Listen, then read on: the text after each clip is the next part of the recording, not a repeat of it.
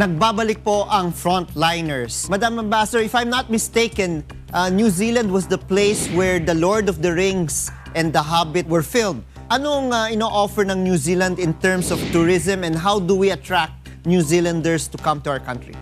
That is right, Congressman Erin. The Prime Minister, John Key, is also the Minister of Tourism.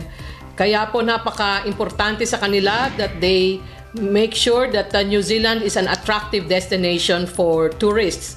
So in the past year, especially for this year, from January to September this year, we have seen a marked increase in the number of Filipinos coming over to New Zealand, and they're numbering about more than 11,000 na po yun ang ating mga kababayan pumupunta rito compared to last year na 10,000 at saka na 2 years ago, which is about 9,000.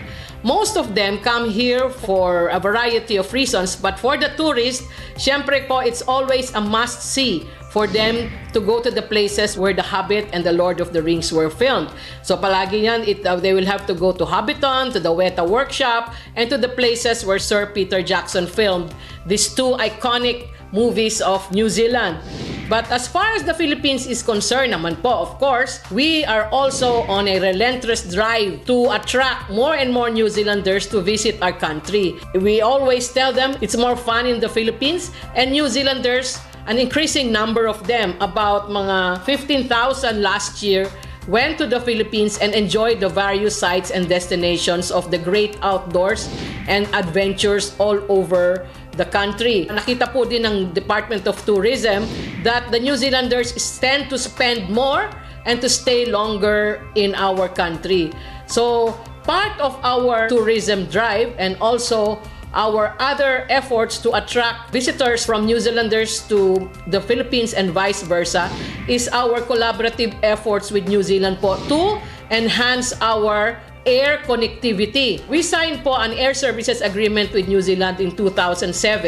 So last March this year, nagkaroon po ng amendments doon. Nagkaroon po tayo ng air talks with New Zealand this year, and we have agreed to amend the air services to allow more flights, to allow third country code sharing and frequency of flights, and fifth freedom flights. So last November 12 po, I signed another exchange of letters with the Minister of Transport that would allow Air New Zealand to have third country code sharing with the Singapore Airlines and allow them to sell tickets and take care of passengers going all the way to Manila. So this is again another turning point for us to ensure that we have enough.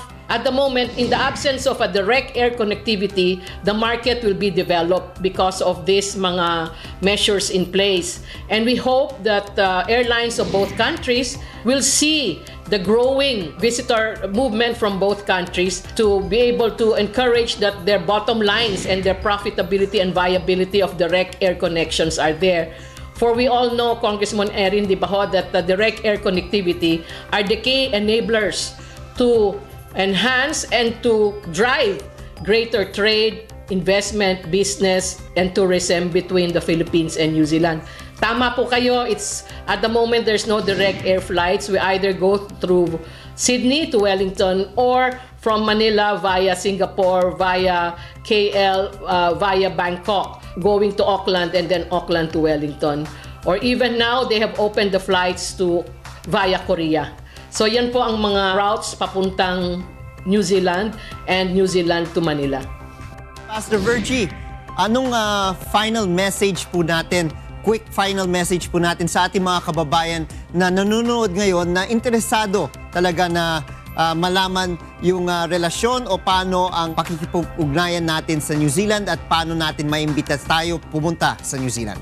We've always said that New Zealand is really a hospitable haven for the Filipinos, and it is a model wealthy path with strong connections to Asia, and this is where the Filipinos are wonderfully known for. They are well loved and deeply appreciated. All we have to do is to make sure that when we consider coming to New Zealand, we are able to obey and comply with their respective rules and regulations.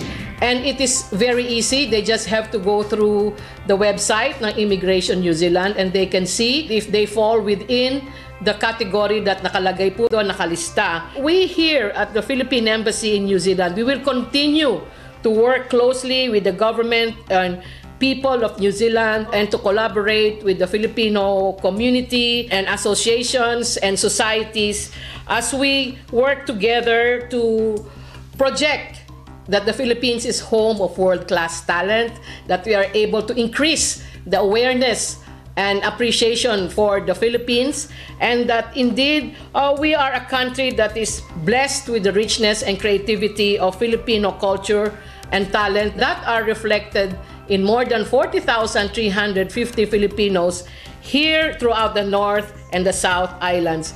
The Filipinos here are very much appreciated for their strong Christian faith, for their rich cultural heritage, for their strong community spirit and compassionate attitude, for the distinctive care of commitment, and our abounding cuisine. Kaya nga po, as I've said earlier, during these crucial times, we continue to pursue our engagement in a way that will allow us to meet our mutual interest and grow and prosper beyond our expectations. There is a natural synergy and complementarity between our two countries.